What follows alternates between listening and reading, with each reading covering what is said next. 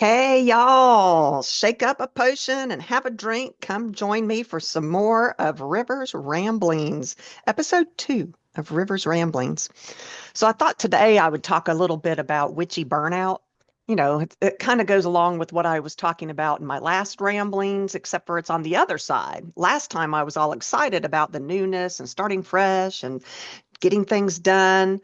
But what if you aren't just feeling it? Or if you just can't get excited about your craft, or if you feel stagnant, like, you aren't moving forward, you're just kind of stuck. Well, I have some ideas for you. So, first of all, it's okay to be tired. Just like the moon, we all go through phases. Being tired, cranky, bored, that's perfectly normal. You don't have to always be, oh, yes, I am perfect in my craft. I am on top of it. That's just not the way we are as humans every single day. And then next, winter's kind of dismal. It's a, winter depression actually is a real thing. It's actually got a real name. It's called SAD, Seasonal Affective Disorder. Didn't realize that until I was kind of looking for things to ramble on about.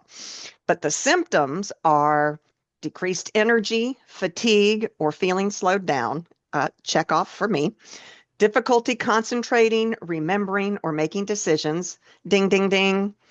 Changes in sleep or appetite or unplanned weight changes. I don't have that one. Physical aches and pains, headaches, cramps, or digestive problems. I do have some of those. Thoughts of death or suicide attempts. Thankfully, I do not have those. Decreased sex drive, which would be a terrible tragedy. Luckily, I don't have that. Trouble thinking clearly, and possibly an increased appetites, especially for sweets and carbohydrates, which that I do have.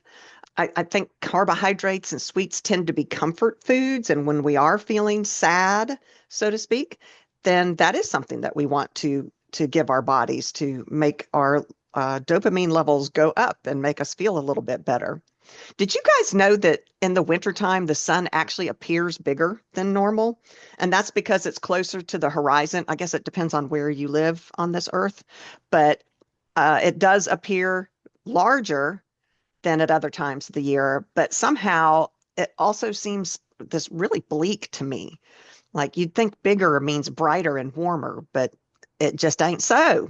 So, yeah, it is hard to get all excited about things when all you want to do is curl up and sleep, which there's nothing wrong with that, too. I'll get to that later.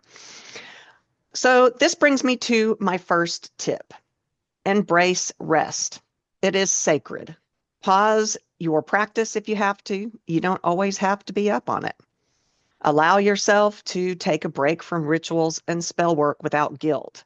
Especially if you're in a coven where coven members might be expecting you to step up in a certain way, it's okay to tell them no. That's okay.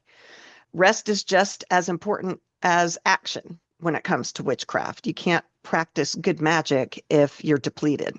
Treat rest as part of your spiritual path. Light a candle, put on calming music, and then relax with intention. You can actually rest with intention.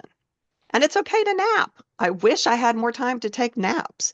But if you do find time, like maybe on your day off or on a weekend or whatever, go ahead, sleep. It's 100% okay. Did you know that you can actually die from not sleeping? Like for real death? And not just because you're tired and get clumsy and fall or have a car accident or whatever because you fall asleep behind the wheel. No, your body organs actually shut down. Sleep deprivation can lead to death in weeks. That's just crazy. I did see a horror movie with this premise and it was fascinating. I can't remember the name of it now, but if you Google horror movies about sleep deprivation, I'm sure you'll find several. But if that's not a reason to go out there and get yourself a little nap, then I don't know what is. You're preventing yourself from dying, right? So, okay. Is that not quite what you wanted to hear? Well, I do have some other ideas that might actually motivate you. All right. So, strip back your practice down to the basics. Sometimes we get so overwhelmed with everything. I know I do. I want to learn astrology. I want to learn the moon phases. I want to learn about crystals. I want to learn about all of this. And you just get so overwhelmed. You're like, so strip it down to the very basics of what you want in your practice.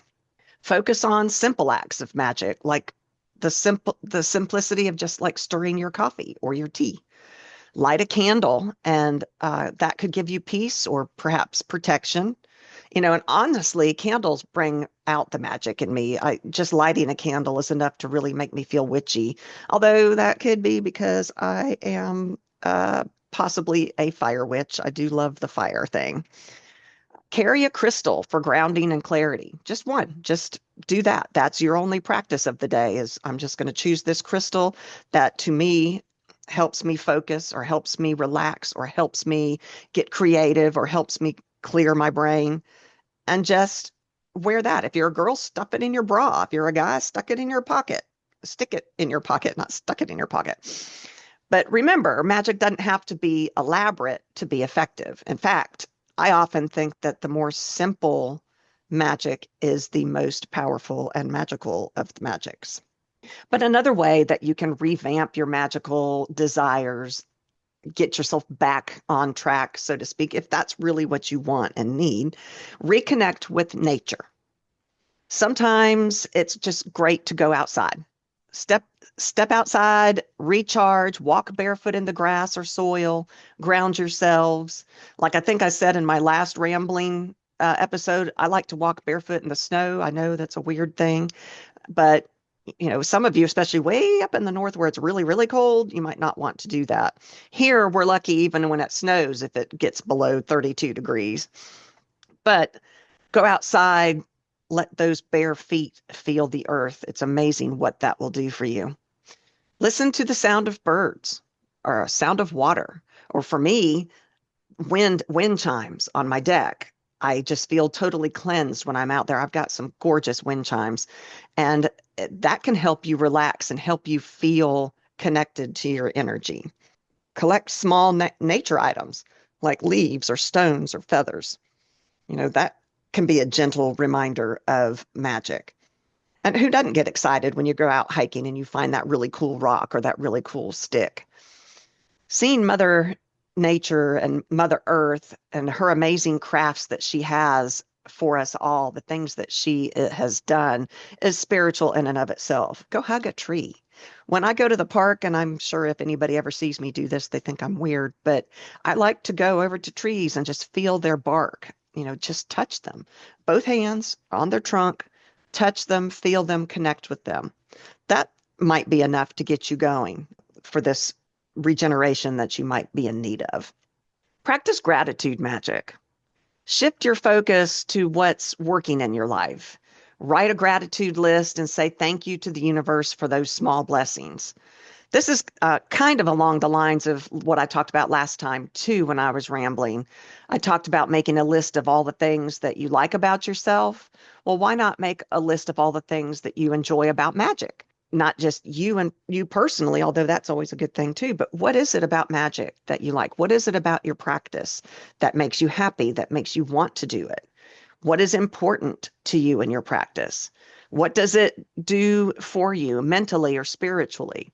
Just remembering why you practice to begin with may be enough to help that turn that burnout into rekindling the love of your magic.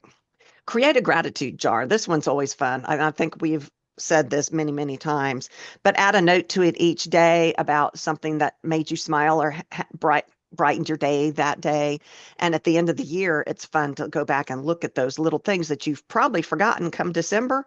You're not going to remember that that butterfly came and landed on your nose, or that you saw some birds playing, or a little bird learning to fly, or the first flower blooming. Like, you guys, I've got daffodils in my garden already coming up, and it's supposed to get cold again and they're probably going to die. But daffodils, be thankful that, hey, today I saw my first daffodil. And then Ren and I always say, use your journal. Journaling your feelings is a perfect way to reflect on why you feel burned out. Is it your practice? that you're feeling too performative or too routine? Wow, I am struggling. What is it that is causing you to feel burned out? Journal about it. Delve into those feelings and find out why. What's going on? Are you just tired? Do you really just need a break? And that's fine too if you do. Are you comparing yourself to others in the witchy community? Now, I know that this is something that people often do is, well, so and so is always able to do this and always able to do that. Like with Rin, she is always on top of her cooking. She is always coming up with new things, making homemade butter, for God's sakes. And that is, it's hard not to compare myself to her, but we're two different entire witches. She's got her things and I've got mine. So instead of feeling burned out because I can't do what Ren does, I'm thankful that Ren can do what she does and she shares that butter with me. So I really am not going to complain. Her cooking is fabulous. Are you sad or down maybe because your spells don't seem to be working?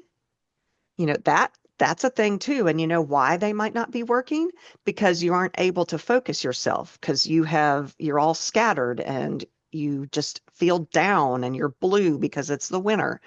So write about it in your journal. Find out, why am I feeling sad? What am I feeling sad about right now?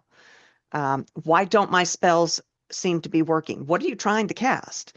What is it that you're trying to cast? And maybe that will give you insight into why they're not working. Maybe that's not what you need to be casting right now.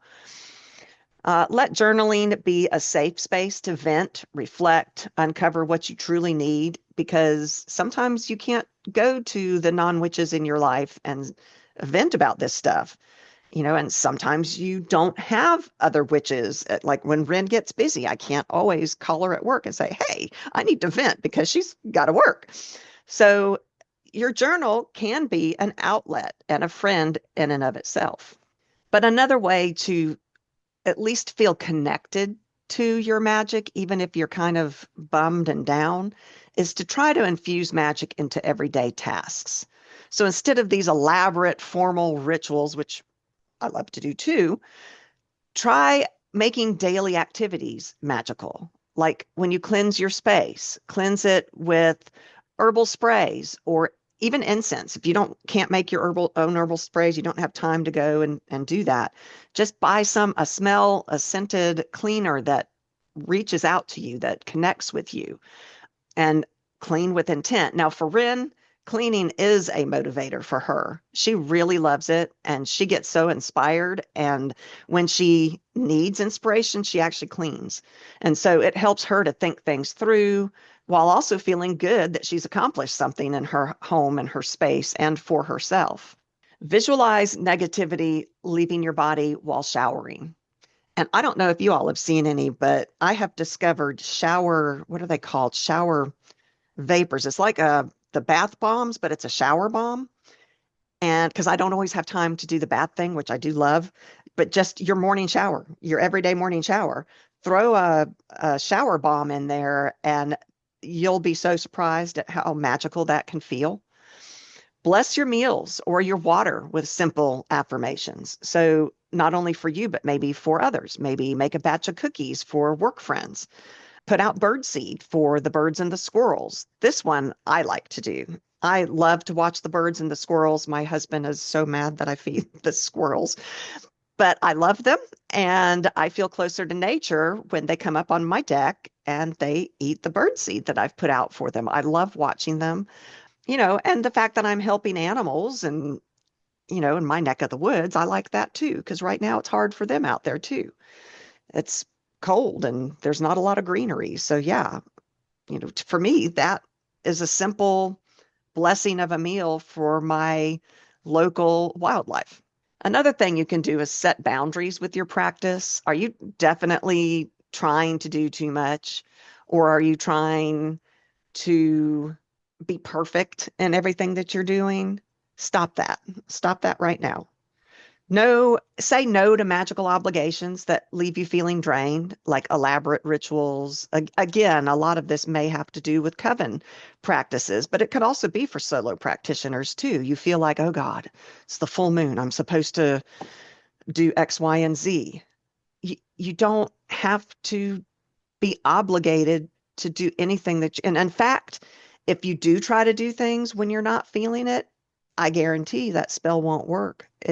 You've got to be into it 100%.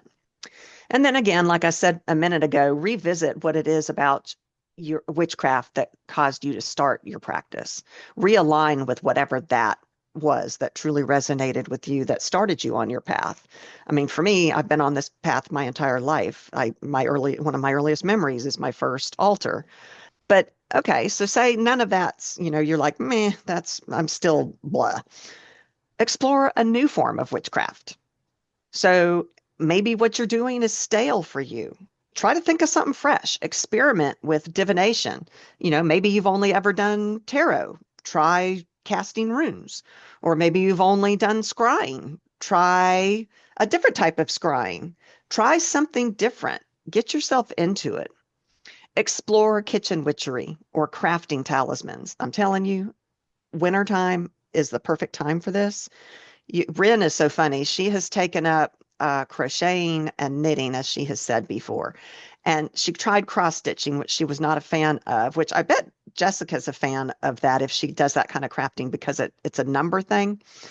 And Rin says that she does numbers all day at work with what type of work she does, and she just doesn't want to do that. So she's actually more about crocheting and knitting.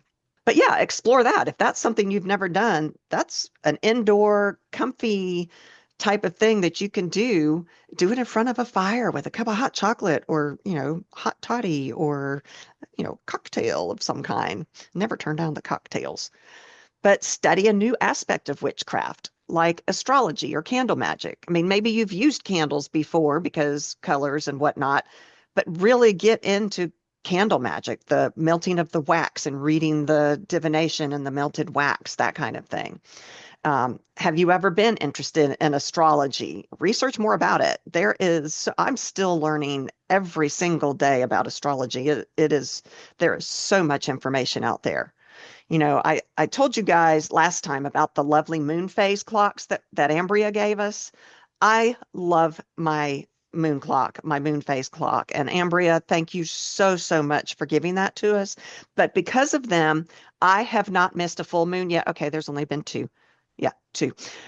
Two so far this year, but I haven't missed them. And I have done, well, it was very rainy, so I actually made moon water from the rain that was raining on the full moon this last time. But I just love that. And that clock by itself, I think I've told you all, I hang mine right next to my makeup mirror where I get ready in the morning. So I see it every single morning. I just love it. Looking at it makes me feel witchy and connects me to my craft. Whether you want to just stare at the moon or just because it's pretty and we all like to do that, or if you actually want to practice some kind of full moon ritual or new moon ritual, whatever it is, keep it simple and yet it can be special. And don't try to do every single phase.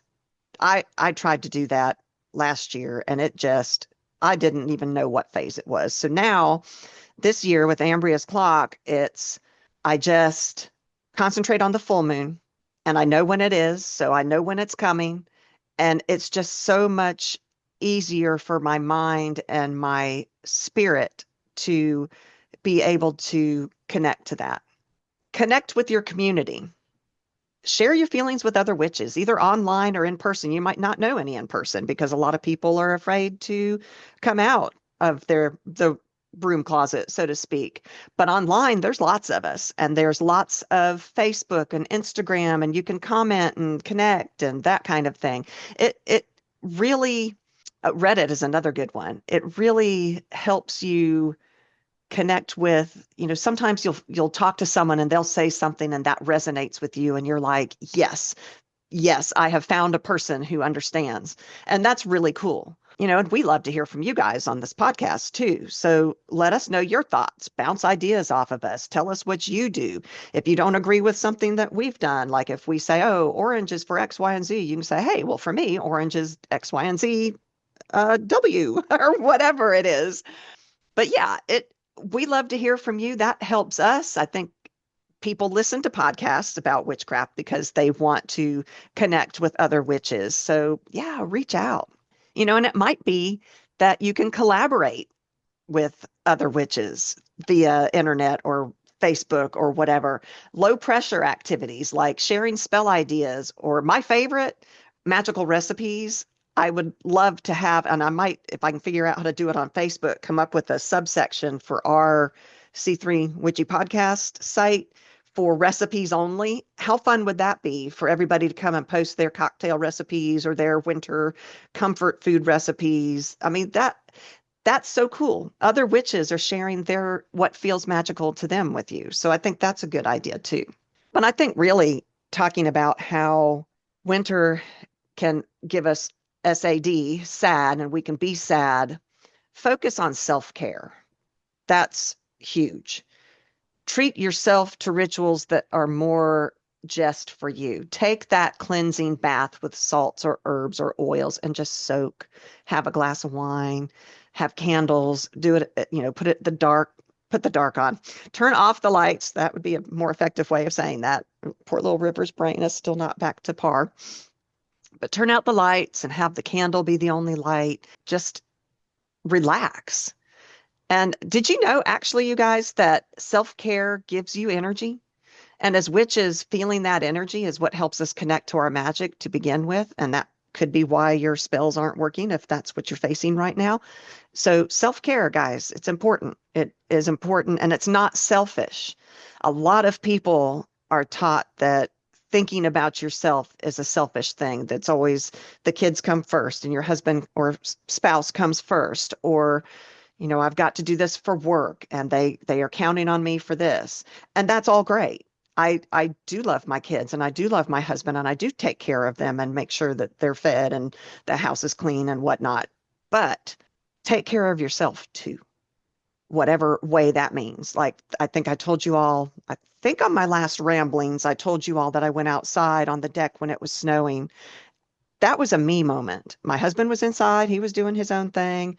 I went outside, I had my cup of hot chocolate, and I sat there on the deck for maybe 5 minutes while it was snowing. It was cold, but that was a total embracing. That's not a word. Embracing of me. That was a me thing for sure. But use affirmations and meditations to reconnect to your inner self. I do love affirmations and I love affirmation cards, especially on my altar. I think I've told you before that I've got this little, I don't know what you call it. It's a little brown, it's like a piece of wood, but it's got a slit along the back and I can prop up affirmation cards in it. And so when I change it, like this year, all I've done so far is one altar. I have not been so good, but if you can change them every day. You can put new affirmations every day, or you can have affirmations for the month of February or whatever it is. So it's really cool. You wake up first thing in the morning, go look at your altar, and there those affirmations are saying, you can do this. You're a bad bitch. You've got this, or whatever affirmation that you need. I also sell some of these. Okay, shameless plug. I sell some of these on my Etsy store. I've got affirmation cards and Sabbath cards like Ostara cards and things that you can download and have for a specific altar if you want to. I'm working on making more of those because I love them and I use them. I use them myself. Probably for our patrons, you guys, I will post them for free for you all because you support us. But a tarot deck card, draw your card of the day would be a good thing to put on your altar. It's another way to acknowledge what you're going for. What is it? And what are the tarot cards telling you for the day? Prioritize sleep, nutrition, relaxation. I mean, I don't know how else to say it. That's it. A way that I like to relax is, but also kind of feel witchy, is to color my witchy pictures. I have several for sale on my Etsy store. I'm sorry, that's horrible. Ren would be bashing me right now for saying this, but I do. I love Zentangle, which has all these little spaces in them, and you can do them whatever color you want. Like I've been doing for my brain, the doctor has me doing coloring by number online, but then you can't color the color you want. I might want something to be green, and the color by number makes you do it whatever color they think. So if you download these Zentangle coloring books or coloring pages, and there's tons of them, not just mine, and color, I like to do it in front of the fire, watching TV. It gives me something to do. I used to do it all the time because it kept me from eating, and I was trying to control my weight from getting out of hand after having 4 children. But now I do it just because it makes me feel, well, number one, witchy, because they're witchy pictures. I like to do the witchy pictures. But number two, it makes me feel calm. I guess that's the word I'm looking for, calm. I would say be warned that is addicting. If you all decide to try this, it can be addicting. Another thought, which is probably not something that you would have ever even thought of, is to create a magic free zone. It's entirely okay to step away from your craft for a while. You can have a mental or physical space where it's just you, not you, the witch. And that's okay. And sometimes that's important and necessary. Use that time to pursue other hobbies, watch your favorite shows, probably non-witchy ones, although I do like to watch the witchy ones too. I would love to hear your ideas because I think I've watched them all and I'm always looking for more. Read non-magical books, although I like fantasy, romance, and magical stuff, paranormal, that kind of stuff. But anyway, read a biography if you want to, or a mystery. My mother loved mysteries. That was her thing. Celebrate the small wins, because right now in the wintertime, it just feels so hubdrub and heavy. So recognize that just being and breathing is magical. Pat yourself on the back. Hey, I made it through today. I made it through today and got my glass of wine at the end of the day, or whatever it is that you celebrate at the end of the day. Watch the sun rise or set, or watch the moon rise. I'm a moon fanatic, obviously. But embrace the ebb and flow of your magical practice as the natural cycle, just like nature is what I'm trying to say. Your magic is going to ebb and flow just like the seasons ebb and flow, like nature ebb and flows. And that's not failure. It's just a cycle. It's just a phase. So just because you're not feeling witchy right this second doesn't mean that there's something wrong. It's just your spirit is saying, hey, it's time for a break. And that's okay. But one final thought. Burnout does not mean that you're not a real, quote, real witch. It's just part of being human. Give yourself permission to rest, to realign, to return to your practice whenever it does feel right. Hey, it could be a month. You could take a whole month off. Right now, Ren is really struggling, and she is overwhelmed with work and debt and money and hubby and all of the things, the puppy dogs, the kitty cat. She just is doing it all, as people seem to think that they do, especially women. Sorry, men, I'm sure that you all do it all too. But as a woman, that's all I know is I know that we do give more than we really have to give sometimes. And she's feeling it right now. So if she needs to step back from her witchy self right now and just be herself, that's fine. But I appreciate you listening to my rambling. No one said whether it was horrible and to please stop, so I guess I'll keep going. Let me know if you like it, yay. If you don't like it, I won't torture you all anymore, but I'm going to try to do ramblings for whenever Ren and I can't get a together episode out. We are still trying to do every other week, so hopefully we will be able to do that, and I'll try to put these up whenever there's that week in between. My last thought to all of you, I think I already said that once, but my last thought to all of you is, think about yourself, take care of yourself, and your magic is always going to be there waiting on you. Well, thank you guys for listening. If you like the podcast, you can learn more about us at www.c3witchypodcast.com. There we have all kinds of information, plus links to all our episodes. You can find our merch there. And thank you, Jessica, for your recent order. We do have new shirts, stickers, and all kinds of things up for sale, so go check it out. If you want to help us, there are several ways to support us. First, of course, actual money. You can do that through Buzzsprout or Patreon.